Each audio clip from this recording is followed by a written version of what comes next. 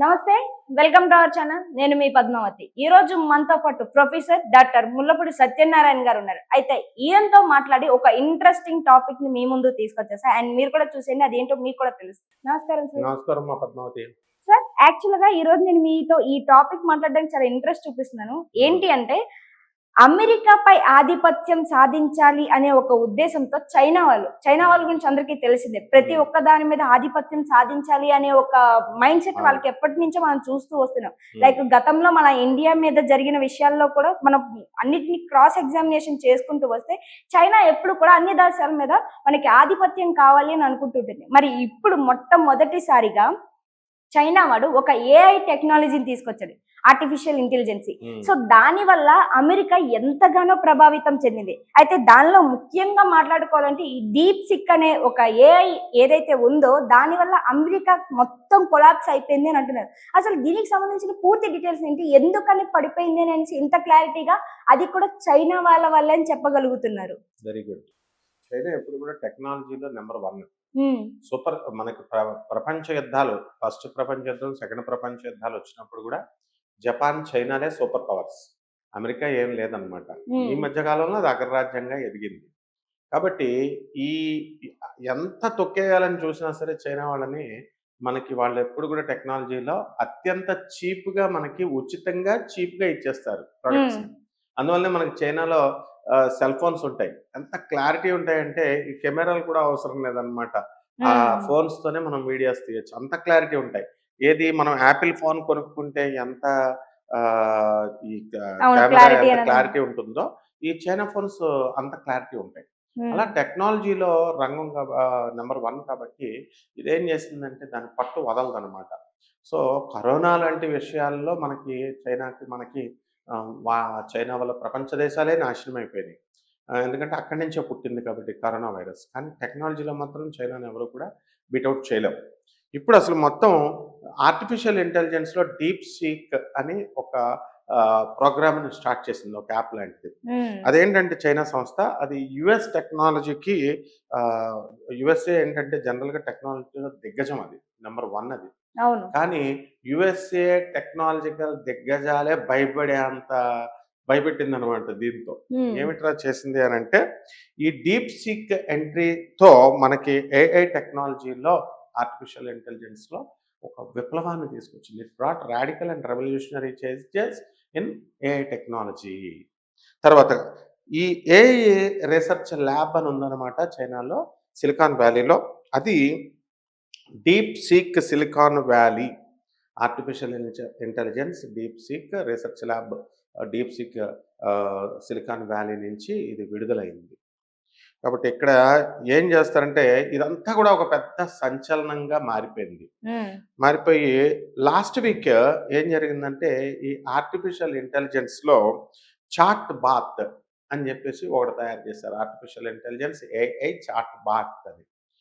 అదేం చేసింది, ప్రజెంట్ మార్కెట్లో మిగతా పోటీ సంస్థలు ఉంటాయి కదా, అవన్నీ కూడా ఆ కంపెనీలో పోటీ చేసిన కంపెనీలు అన్నిటికీ కూడా సవాల్గా మారినాయి.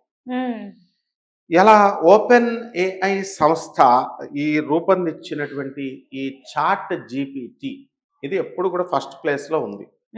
ఇప్పుడు వీళ్ళు ఏం చేశారంటే, ఈ చైనా వాళ్ళు ఈ చాట్ బాత్ ఎప్పుడైతే విడుదల చేశారో, ఈ చాట్ బాత్ వెళ్ళి చాట్ జీపీటీ అని మన పిల్లలంతా కూడా ఏది కావాల్సి అది, వాళ్ళకి ఏదైనా వర్క్ కావాలనుకో, ప్రాజెక్ట్ చేయించుకోవాలా, చాట్ జీపీటీ పెట్టేస్తే ప్రాజెక్టు దాని అంతకది ప్రోగ్రామ్ అంతా చేసి చూపించేస్తుంది. మన వాళ్ళకి ఇప్పుడు ఒక అసెంబ్లింగ్ చేయాలా, ఒక ప్రోగ్రామ్ని కనిపెట్టాలా, అది లేదు, టీచర్ లేడు, చాట్ జీపీటీని అడిగితే అది చేసి చూపించేస్తుంది. ఇప్పుడు ఎందువల్ల వీళ్ళకి అందరికీ ఇబ్బంది వచ్చింది అని అంటే, ఇప్పుడు మనం ఇప్పుడు ఒక పెద్ద పెద్ద సినిమాలు తీస్తాం, 500 కోట్లు మినిమం ఉన్నటువంటి సినిమా, 600 కోట్లు అది తీస్తే హిట్ అయ్యింది, ఒక 1000 కోట్లు కలెక్షన్ వచ్చింది అని వింటాం, బాగుంది. కానీ మనం పెట్టుబడి ఎంత పెట్టాం, 500 కోట్లు పెట్టాం. అదే కేవలం ఒక 10 లక్షలు 20 లక్షలు, ఇప్పుడు మనం చాలా సినిమాలు వచ్చినాయి చూడండి, చిన్న బడ్జెట్లతో, అవన్నీ కూడా ఒక 50 కోట్ల రూపాయలు పెట్టుబడి పెడితేనే అది 500 కోట్లు 600 కోట్లు లాభాలు తీస్తుంది. సో ఇక్కడ ప్రాఫిట్ రేషియో చూసుకోవాలి. 500 కోట్లు పెట్టుబడితే ఒక 800 కోట్లు 700 కోట్లు వచ్చింది అనుకోండి, మనం ఒక 100 కోట్లు ఎక్కువ వచ్చింది అనుకో, అక్కడ 50 కోట్లు పెడితేనే 500 కోట్లు వచ్చింది. అంటే అవును. ఎక్కువ లాభం తక్కువ పెట్టుబడితో ప్రాఫిట్ రేషియో ఎక్కువ ఉంది అక్కడ. అవును. ఇక్కడ ప్రాఫిట్ రేషియో తక్కువ ఉంది. అప్పుడు ఈ పెద్ద పెద్ద కంపెనీలు ఏవైతే మనకి ఎక్కువ పెట్టుబడి పెట్టిన కంపెనీల మీద విశ్వాసం అంటే ప్రజలకు తగ్గిపోతుంది. పెట్టుబడి లాభం అనే దాని మీద ఈ కాన్సెప్ట్ మొత్తం కూడా నడుస్తుంది అని అంటున్నారు ఆ, మీరు. ఓకే. పెట్టుబడి ఎక్కువ పెట్టి లాభాలు తక్కువ తీస్తున్నారు. ఉమ్. తక్కువ పెట్టుబడితో ఎక్కువ లాభాలు తీసేస్తున్నప్పుడు ప్రజలు ఈ పెద్ద పెద్ద కంపెనీలను ఎందుకు చూస్తాయి?